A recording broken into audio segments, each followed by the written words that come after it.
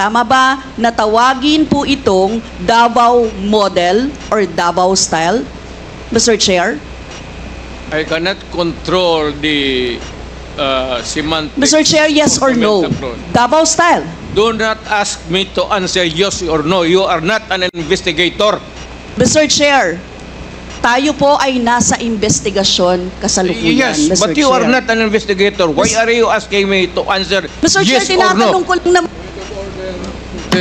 Point of Session order. suspended.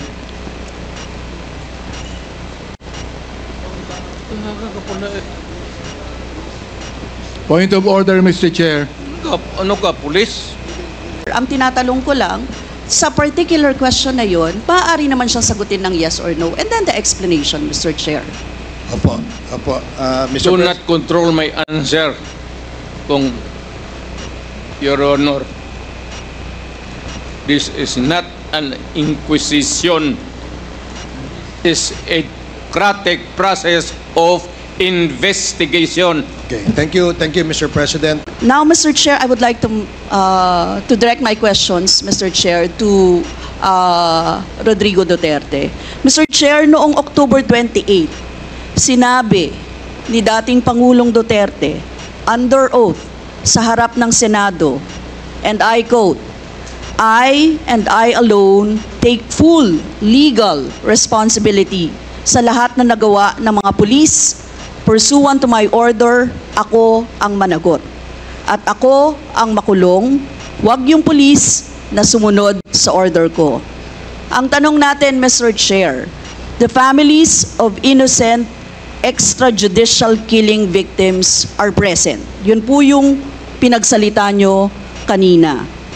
So can the former president look them in the eyes and say once more that he takes full legal responsibility for the deaths of their loved ones, Mr. Chair?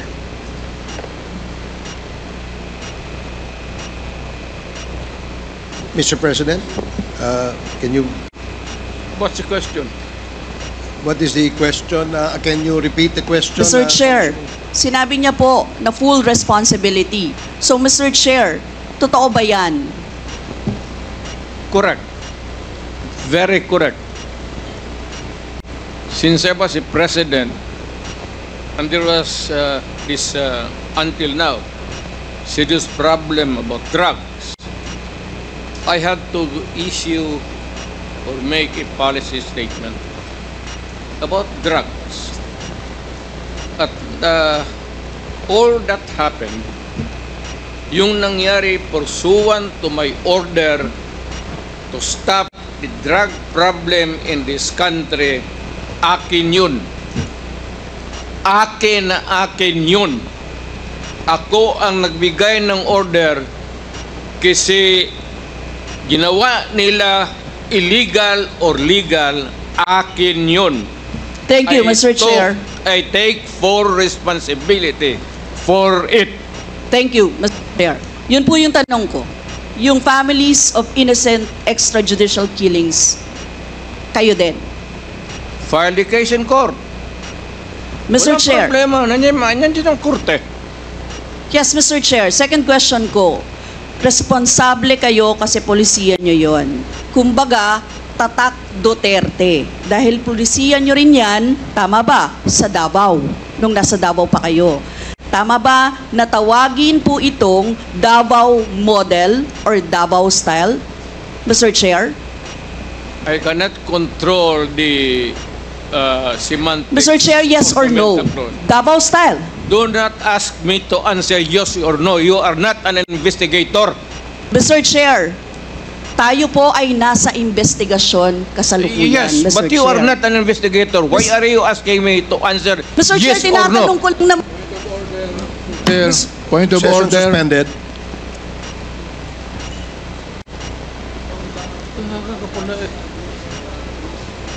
Point of order, Mr. Chair. Ano ka, police? Point of order, Mr. Chair. The session is suspended for the meantime, so please, let's take time to calm things down, okay? Para ho maayos ang ating hearing sa ngayon.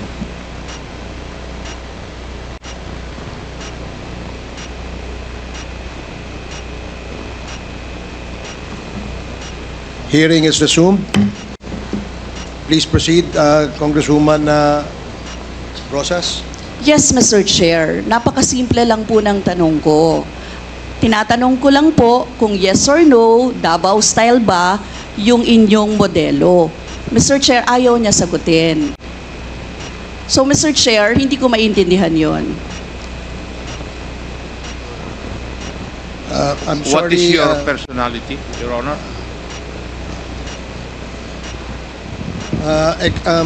If I may, Secretary Bello, we normally, the committee does not allow the counsel of the witness to speak because the role of the counsel is limited only to counseling his client on his rights. Hanggang doon lamang po. But we cannot ask you to answer any questions that will be asked by any of the members. And that is what Thank you, is in Your the Honor. rules. Thank you, Your Honor. Actually, I'm not answering the question of Congresswoman Rosas, Your Honor. My point is, Your Honor, to allow the resource person to finish his answer. Okay, we will do that. Thank you, Attorney Bello. Thank you, Your Honor. Thank you. Congressman Brosas, maybe it is perhaps the former president would like to elaborate on his answer. We may ask questions that is answerable by yes or no, and as much as possible, we would ask the resource person to say only answer yes or no. But if he wishes to elaborate, and as long as it is germane and related to the answer to your question, we will allow that. But Yes. we will make it very, very short. Yes, Mr. Chair. Pwede namang mag-expound, Mr. Chair. Ang tinatanong ko lang, sa particular question na yon, maaari naman siyang sagutin ng yes or no. And then the explanation, Mr. Chair. Opo, opo. Mr. Do not control my answer, kung Your Honor. This is not an inquisition. It's a democratic process of investigation. Okay, thank you, Mr. President. Sana po, if there are questions that will be propounded by the members, hopefully, medyo, kung gusto po natin mag-elaborate, we will allow that, provided that kung maaari po sanang iksian lamang po natin nang sa ganun, malinaw. And for the members who wish to ask questions that are answerable by yes or no, please make the questions very clear para ho masagot po ng yes or no, Your Honors. So I hope para ho maayos yung ating patakbo ng ating hearing sa ngayon. So please proceed, Congresswoman Brosas. Yes, Mr. Chair. Mr. Chair, ang tanong ko, sinasabi nyo rin na ang war on drugs ay talagang utos nyo. Diba? Pag sinabing war on drugs, Duterte yan. Sa inyo na nadikit yan. Unless, eto po, tanong na pwede nyo i-expound. May iba kayong gustong itawag doon? Meron po ba kayong gustong ibang itawag doon? Wala na po. Sabi ko, I assume full responsibility for whatever happened in the actions taken by the law enforcement agencies of this country to stop the drugs or the serious problem of the drugs affecting our people. Mr. Chair, next question. Nung naging mayor po kayo, sabi nyo naging safe ang Davao. Tama po ba? That would be that should be answered by a third person. I would not be answering that. It would be presumptuous of me to conclude. Hindi ako magsabi. I never said that Davao City was not publicly. Mr. Chair, as mayor, masasabi nyo na naging safe ang Davao sa panahon nyo? Talaga. Kasi Talaga. walang kriminal sa kalye, Talaga. walang snatcher, Walang snatcher. walang akyat bahay, Walang akyat bahay. walang magnanakaw, Walang magnanakaw. walang mamamatay tao. Walang mamatay tao. So yun po lahat, yes. Oh. So walang mga kriminal o walang insidente ng kriminalidad, bakit po? Merong mga incident, not totally. It could be a dream of a city not to have any criminal incidents or violence. Pero overall, Davao City was safe. If the test or standard would be that a citizen of the city can walk all over the city and men and children can go home safely, unmolested, undisturbed. That was the standard that I gave to the police of Davao City. Mr. Chair, I would like to ask, no? Hindi ba nagkandamatay sila sa panahon na yon? Marami po. Sino-sino po ang mga pumatay? Wala akong listahan yan, ma'am. We have to go to the tawag nito. Hindi ko bit-bit. Ang bit-bit ko lang ho yung hindi. Mr. Chair, I would like to ask again, no? Sa inyo po na karanasan, kayo mismo ba pumatay? Ako? Marami. Mga 6 o 7. So Ewan what- ko kung natuluyan yung hindi ko na follow up sa hospital kung natuluyan. Quote ko lang, ipaalala ko ulit, Mr. Chair, kasi mula din ito sa Senate hearings, ano? I-quote ko lang po kayo, in Davao, I used to do it personally, just to show to the guys that if I can do it, why can't you? Correct. Sinabi niyo po yan sa mga business leaders sa meeting sa Manila. At kung paano niyo ginode ang mga police officers to gun down suspects. Tama po ba? Yes, if they present a violent resistance. That's the only thing there. You can kill the criminal if you are personally in danger of losing your life too. Ito But ba, hindi mo pwedeng patayin yung kriminal nakahandcuff o nakatali. Hindi trabaho ng lalaki yan. ito pong second, Mr. Chair, na quote, kayo rin ito. And I'd go around in Davao with a motorcycle, with a big bike around. And I would just patrol the streets looking for trouble also. Manila Times po ito. I was really looking for a confrontation so I could kill. Sinabi niyo po ito. Yes. Nagdadasal po ako na nagmumotor ako na may mag-hold upper dyan. At kung maabot na kita, talagang patayin kita. At kung basta kriminal ka, wala akong pasensya sa kriminal. Pagka lumaban, patayan. So, Mr. Chair, kanina po kasi sinabi ni Duterte na he takes full legal responsibility. Yes. Siya ang mananagot at Yes. makukulong sa ginawa ng mga kapulisan. Yes. Kung sa inyo po ang policy, inaako nyo rin ang accomplishment nito.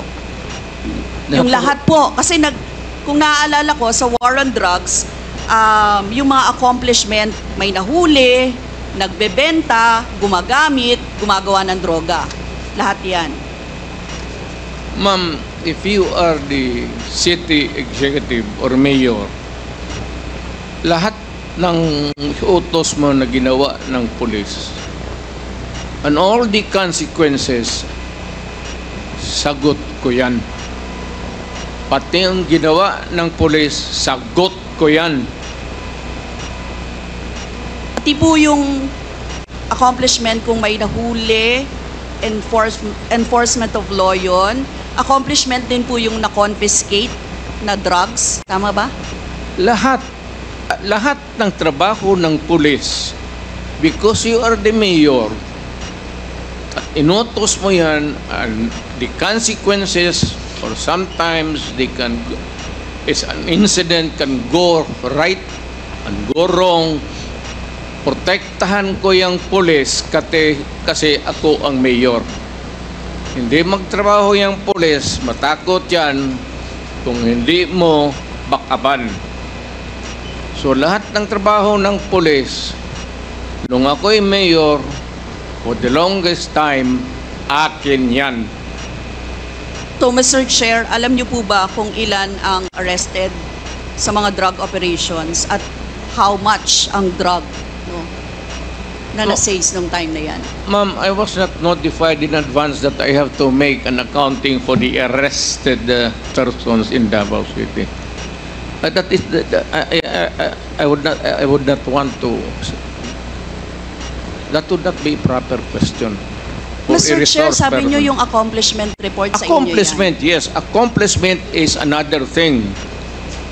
But you see, to ask for the number of arrests or killings, that would be a stupid question. Mr. Chair, sinabi po ninyo na aakuin nyo lahat. Eh di syempre may accounting din kayo, Mr. Chair. At kabisado nyo, kahit nga kabisado ninyo kung ilan ang hinuli, ilan ang pinatay, ilan. Dapat may accounting kayo, Mr. Chair. And I believe, Mr. Chair, noong 2017, correct me if I'm wrong, may President's Accomplishment Report kayo, Yes, ma'am. Mr. Chair. Tanungin kita, where were you the other day at 4 o'clock in the afternoon? Point of order, Mr. Chair. Yan nga sinabi ko. Yes, may I remind our resource person, Mr. President, maaari po ay wag po, iwasan po natin magtanong sa ating po mga membro. Please answer the questions lamang po at refrain from asking questions to the members of Congress. Yan po ang nakasaad sa ating rules. Please continue, Congresswoman Brosas. Thank you, Mr. Chair. I'm sure alam po yan, no, ng former President kasi siya ay naging miyembro din ng Kongreso, Mr. Chair. Yes. Yes, Mr. Chair, 2017 President Accomplishment Report meron, sinabi nyo rin naman. Ngayon, Mr. Chair, kung ganon, handang mag-cooperate ba ang dating Pangulo sa lahat ng investigations na gagawin, Mr. Chair? All investigations. What do you mean by lahat? How many investigations do you think that I have to participate? Point of order again, Mr. Chair. That's a 1 minute suspension. walang pre.